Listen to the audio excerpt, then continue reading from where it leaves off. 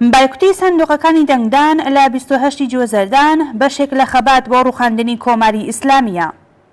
گاڵتە جارانەتر لەو شانۆیەی کە قەرارە لە ژێر ناوی هەڵبژاردنەکان لە ڕۆژی 28 جوێزەرداندا بەڕێوە بچێت ڕوبەڕووبوونەوەی تەلەڤیزیۆنی ڕۆژی ڕابردووی کاندیدەکان بوو.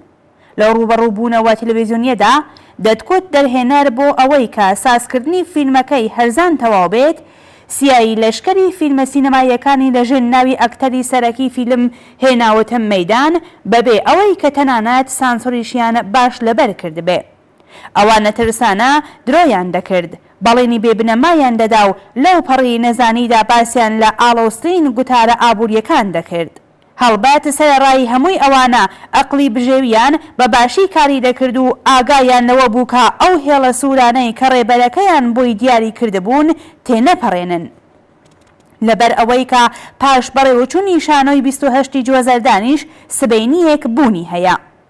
هەواڵنێری BBC بە تەنز نووسی کە ئەم ڕوبەڕووبوونەوەیە هیچ براوەیەکی نەبوو، بەڵام دروستتر ئەوەیە کە بڵێن لەو بەناو ڕوبەڕووبوونەوەیەدا هەر هەمویان دۆڕاو بوون لەبەر ئەوەی کە نەیانتوانی سەرنجی تەماشاچیان بەرەو خۆیان ڕاکێشن. بەدەل لەو شۆوە تەلەڤیزیۆنیە سووک و ناشیانەیە لەم ڕۆژانەدا هەرچی لە بەڕێوەچوونی شانۆی هەڵبژاردننی سەرۆک کۆماری لە ئێران نزیکتر دەبینەوە، گەپجاری و بێمایەبوونی ئامادەکاریەکانی زیاتر دەردەکەوێ.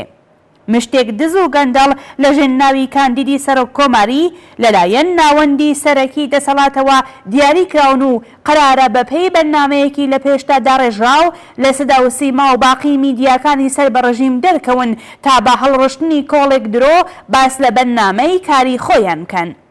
ئەوان کە لەم بوارەدا هیچ قسەیەکیان بۆ وتن پێنیە لەگەڵ یەکتر کێبەرکەیان داناوە تا باس لە سادەبوون و سادە ژیانی خۆیان کەن و ئەوەش بکەنە پشتیوانەی تەبلیغاتی فریوکارانەیان. یەکێکیان ئۆتۆمبیلی نییە، ئەوی تریان بەلانی زۆرەوە پرایدێکی هەیە و ئەوی دیکەیان کرێنشینە و ماڵی نییە. یەکێکیان هێشتا لە ماڵی سازمانیدا دەژی و ئەوی تریان بەلانی زۆرەوە ماڵێکی 140 متری هەیە، بەڵام لە بەرامبەردا براکەی ماڵی نییە. جێی سەرنج ئەوەیە کە گۆیا بڕی 20 ملیۆن تمەن وەردەگرێ، بەڵام تەنیا 4.5 ملیۆنی دەکاتە هەزینە ژیانی خۆی و باقی موچەکەی دەکاتە خەرجی کاری خەیر و کاروباری ئینقلابی. بەڕاستی خەڵک لەو درۆیانە بێزار بوون. بارودۆخی کۆمەڵایەتی و ئابووری کارەساتبارتر لەوەیە کە درۆنانەوە بتوانێت کارێک بکات. با تەنیا بۆ نمونە چاوخشاندنێکمان بێت بەسەر کاریگەریە کۆمەڵایەتیەکانی نەخۆشی کۆڤیدی-19 کە بێگومانە ڕژیمی کۆماری ئیسلامی هۆکاری داسەپاندنی تەلەفاتی قورسی ئەم نەخۆشیەیە بەسەر خەڵکی ئێراندا. ڕۆژنامەی ئێتماد لە یەکێک لە ژمارەکانی خۆیدا لەم بارەوە نووسیوێتی بڵاوکردنەوەی هەواڵی ناکامەڵ بەڵێنی وەدی نەهاتووی بەرپرسان سەبارەت با واکسنی ناوخۆیی یان دابینکردنی واکسنی بیانی لە حاڵێکدا کە دنیا لە حاڵی واکسنەکردندایە خەتابارکردنی بەردەوامی خەڵک و هیتر کۆمەڵێکی هۆکار بۆ گوشاری دەرونی هەرچی زیاتر خوڵقاند. بە جۆرێکە بەپێی بەڵگەکانی سازمانی بەهزیستی و سەرۆکی سازمانی نیزامی دەروونناسی و ڕاوێژکاری وڵات، خەڵک پاش بڵاوبوونەوەی کۆڤیدی-19 زیاتر لە هەموو قۆناغێک کەوتونەتە ژێر کاریگەری زیانە دەرونیەکانەوە. حاڵ و وەزعی خەڵکی ئەم شارە دەمێکە باش نییە. هەر ئەوەندە بەسە تا ئاماژە با یەکێک لەو مرۆڤە هەمیشە ماندوویانە بکەی هاواری لەدەست ئەم بارودۆخە دەگاتە ئاسمان. ئەم تووڕەیی و بێتاقەتیە لە هەموو هەڵسوکەوتەکاندا دەبیندرێت کە نەتەنیا سڵامەتی جەستەیی بەڵکو و سڵامەتی دەرونی خەڵکیشی یەکجار خستوەتە ژێر کاریگەریەوە.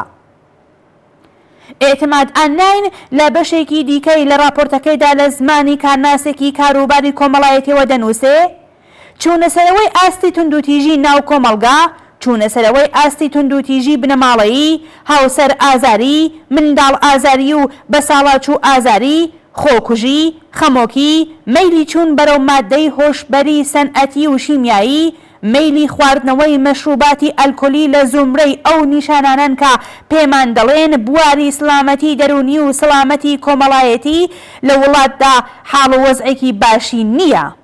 بڵاوبوونەوەی ڤیرۆسی کۆڕۆنا نیشانەکانی پەیوەندیدار بە بواری سلامەتی دەرونی کۆمەڵگا تونتر دەکاتەوە. پێویستە بڵێن کە بارودۆخەکە هیچ باش نییە. لەوەها بارودۆخێکدا ڕژیم داوا لە قوربانیانی دەسەڵاتەکەی دەکات کە بێتە پای سندوقەکانی دەنگدان و بەو بارودۆخەی کە بەسەریاندا سەپاندووە مەشروعیەت ببەخشن. بەڵام ڕژیم سەبارەت بە کاردانەوەی خەڵک هیچ گومانێکی نییە.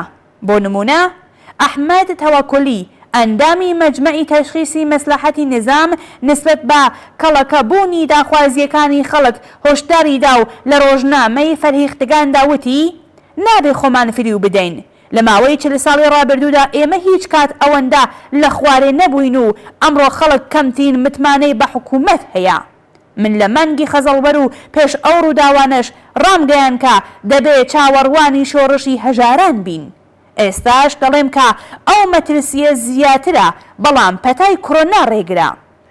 وەها خۆفێک دەسەڵاتی ئیسلامی وا لێ کردووە کە خۆی کۆبکاتەوە و لە مەجلیس و لە دەوڵەتدا یەکدەنگ دژ بە خەڵک و دژ بە هەژارانی کۆمەڵگا ڕاستەوە بێت. هەڵبژاردننی ڕئیسی وەک مۆرەی پەسەندکراوی ناوەندی دەسەڵات هەڵگری پەیامێکی ڕوونە بۆ خەڵک، درێژەی هەژاری و بێبەشی و ئاسۆی خراپتربوونی بارودۆخەکە. بەڵام خەڵکی ئێران، کرێکاران و زەحمەتکێشان، ژنان و لاوان، هەموو قوربانیانی ئەم نزامە گەندەڵ و جەنایەتکارە بێگومان لەوە زیاتر ملکەچی ئەو چارەنووسە نابن کە ڕژیم بەسەریاندا سەپاندوویە. خەڵک لە ڕێگەی پەرەپێدانی ناڕەزایەتی و خەباتی خۆیان هەموو ڕۆژێ زیاتر لە پێناو ڕەواندنی کەم و کۆڕیەکانی ڕیزی خۆیان هەنگاو هەڵدەگرن. نەڕۆیشتنە پای سندوقەکانی دەنگدان و بەرزکردنەوەی دروشمی دەنگ نادەین بەشێک لە خەبات بۆ ڕووخاندنی ئەم ڕژیمەیە.